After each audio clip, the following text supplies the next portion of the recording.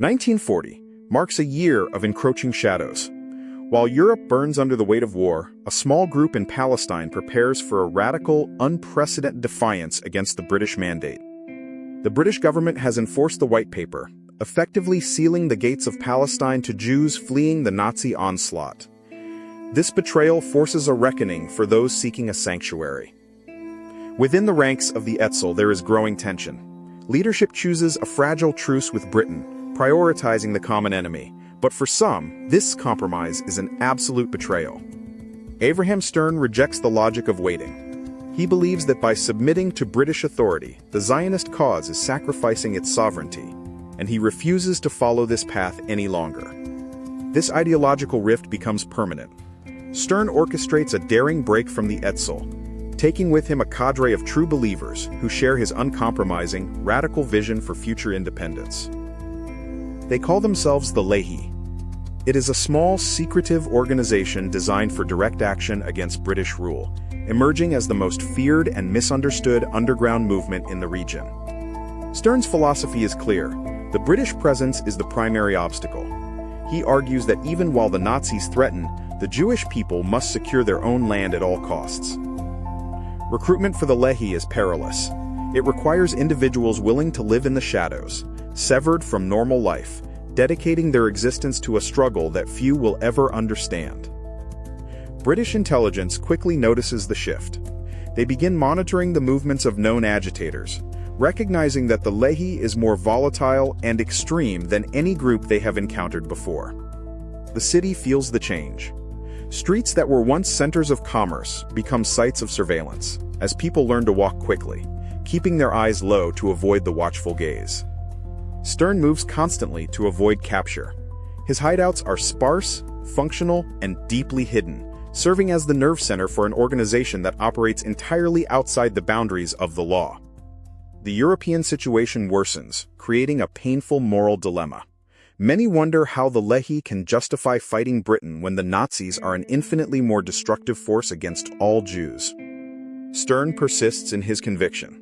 He claims that, unless they win their own sovereignty now, they will never be strong enough to survive the aftermath of the global catastrophe currently unfolding. Communication within the Lehi is done with extreme caution. Code names, hand-delivered messages, and secret meeting spots are the only ways to survive the persistent dragnet of the British authorities.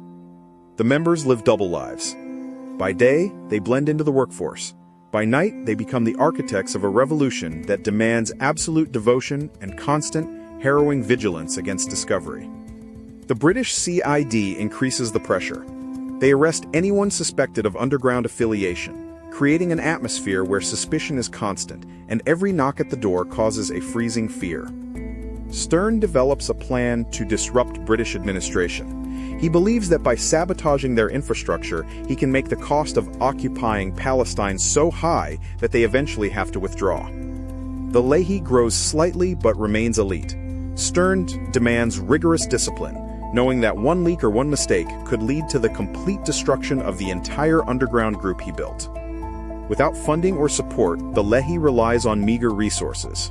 Members sacrifice everything, living on the edge of poverty to purchase the basic materials needed to maintain their dangerous, clandestine operation. Avraham Stern gives up his own comforts for the cause. He exists entirely for the mission, his life stripped down to the bare essentials as he focuses exclusively on his strategic goals. Informants are a constant threat. Stern remains paranoid, always checking his surroundings, knowing that his identity and location are the most valuable pieces of information for the British intelligence agencies. Internal debates are common. Members challenge Stern on his tactics, questioning if the cost of their actions is worth the potential retaliation from the British and the loss of local support. Isolation is the price of their ideology. By breaking from mainstream groups, the Lehi finds itself largely alone, misunderstood by both the British and their own fellow Jewish community members. Stern commits his vision to paper. He writes manifestos that circulate in secret, outlining a future where a sovereign state is secured through relentless effort and the refusal to ever surrender. The British authorities continue their crackdown. They declare the Lehi a criminal organization, placing its members in a position where they are perpetually hunted and forced to live in absolute silence. Training is done in the dark. Members practice basic operational skills in remote, uninhabited areas, ensuring they can move silently and act decisively when the moment eventually demands their direct action. Stern's charisma and unwavering intensity attract a loyal following. He is not merely a leader. He is an intellectual anchor for those who share his radical views and desperate hope. The constant pressure takes a toll. Living in a state of perpetual alert affects every member, leading to sleepless nights, heightened reflexes, and a deep-seated feeling of living outside of time. The Lehi remains caught between its local goal and the global tragedy. They are forced to reconcile their fight against Britain with the horror occurring across the sea in Europe. Stern maintains that the survival of the nation depends on total sovereignty. He views every other concern as secondary to the foundational necessity of building an independent state by force. They establish safe houses across the country. These homes are carefully chosen for their discreet entrances and exit points, ensuring that the group can operate without drawing unwanted local attention. Stern plans his operations with surgical precision. He understands the power of symbolic actions to force the British to acknowledge the existence of a determined, armed resistance within their mandated territory. The air in 1940 is thick with anticipation. Both the authorities and the underground know that something is shifting, and the calm that remains is merely the prelude to conflict. Meetings are held at odd hours to avoid patrols. They gather in quiet rooms, whispering their plans while the rest of the city sleeps, protected by the cover of the night. Patrols become a common sight. Uniformed soldiers walk in groups, searching the streets and looking for any signs of the underground activity that has begun to plague their mandated colonial governance. Stern's detachment from the Etzel is absolute. He views them as too cautious, too willing to compromise, and fundamentally unable to lead the radical struggle that he knows is necessary. Every member undergoes rigorous testing. They must demonstrate absolute loyalty and silence, knowing that any slip could result in imprisonment or worse for the entire, small and fragile Lehi network. The Lehi operates in total shadow. They lack the resources of large groups, so they focus on intelligence, targeted actions, and extreme operational security to maintain their presence and effectiveness. Stern thrives in solitude. He spends hours in reflection, convinced that his path is the only one, regardless of the criticism he receives from those who favor a different, safer way. The British presence is inescapable. It is found in the administrative offices, the police stations, and the very structure of the city, posing a constant, physical reminder of their overarching authority. Stern's vision is a sovereign state. He believes this is a moral imperative that justifies any means, and he is willing to carry the weight of this radical decision alone. Each cell functions independently.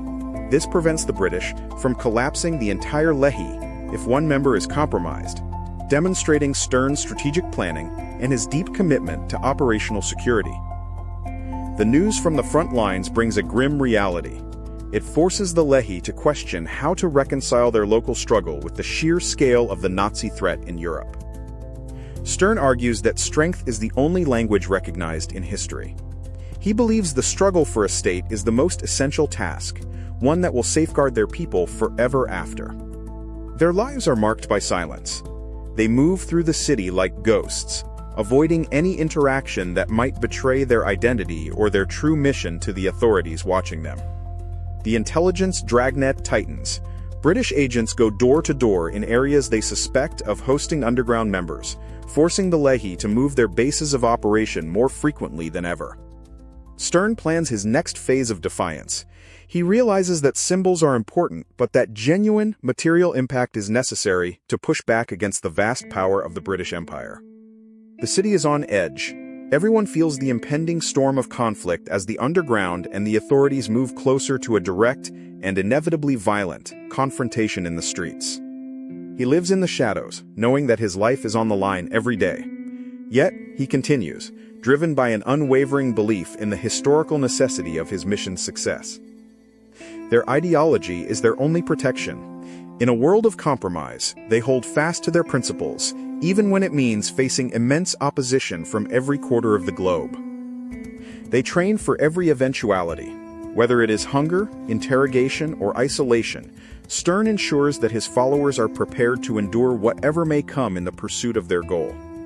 The British are efficient and well-resourced. They create a challenging environment, but Stern views their strength as a test that will eventually prove the validity and necessity of the Lehi. He doesn't look for approval. His focus is on the mission, and he understands that the path he has chosen will likely remain lonely and misunderstood until its eventual success. Discipline is the bedrock of their organization. Stern ensures that every member remains vigilant and committed, knowing that the smallest lapse in security could be fatal to the Lehi's survival. They continue their work, building their strength in the shadows. Stern remains the driving force, a leader who refuses to be deterred by the massive power arrayed against his vision.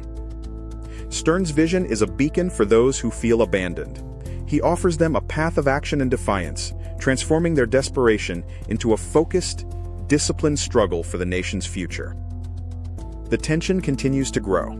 They are aware that the path they are on is dangerous, but for Stern and the Lehi, it is the only way to secure a future for their people. Stern keeps his gaze fixed ahead. He knows that his actions are laying the foundation for something far greater, regardless of the personal cost he has to pay to make it happen. The founding of the Lehi was more than a mere split. It was a desperate gamble against an empire forever altering the path of resistance in the Middle East. Their actions continue to provoke debate today, standing as a testament to the complex, often brutal decisions made by those who believed they were fighting for ultimate national survival. Was the Lehi's radical approach the only way forward in 1940, or did it invite unnecessary chaos? Share your perspective in the comments and subscribe for our next deep dive.